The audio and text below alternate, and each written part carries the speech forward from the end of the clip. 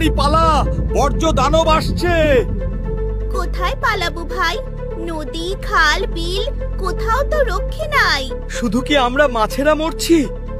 জলে কত রকম প্রাণী, সবাই মরছে। আরে পচা পানিতে মানুষও মরছে। আরে ওই বর্জ্য দানব আসছে, পালা ভাই পালা। কোথায় পালাবো আর? নদী দখল করে তো বড় বড় ইমারত বানিয়েছে মানুষ।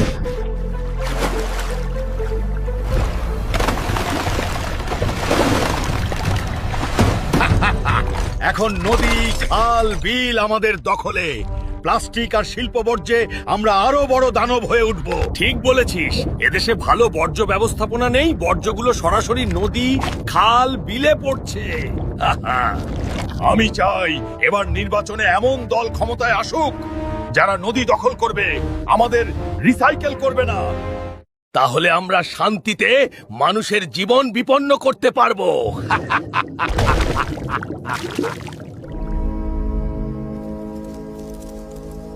বাবারে, কি দেশে জন্মেছি ভাই! কেন, কি হয়েছে?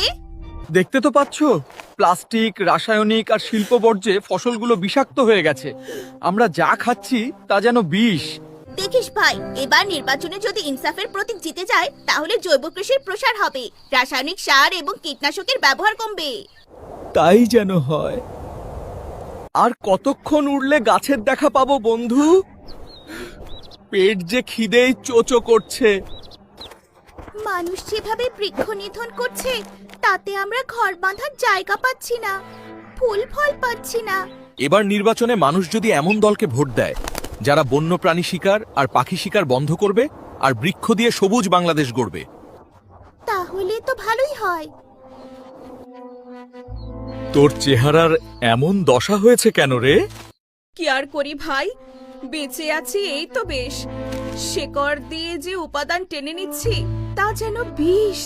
আর আমাদের যেভাবে কেটে পরিষ্কার করছে, তাতে কিছুদিন পর তো এদেশটা পৃথিবীর সবচেয়ে উষ্ণতম দেশে পরিণত হবে।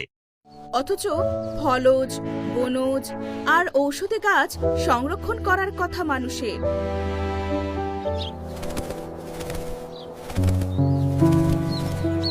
ওই তো একটা গাছ, চল ওখানে একটু বসি।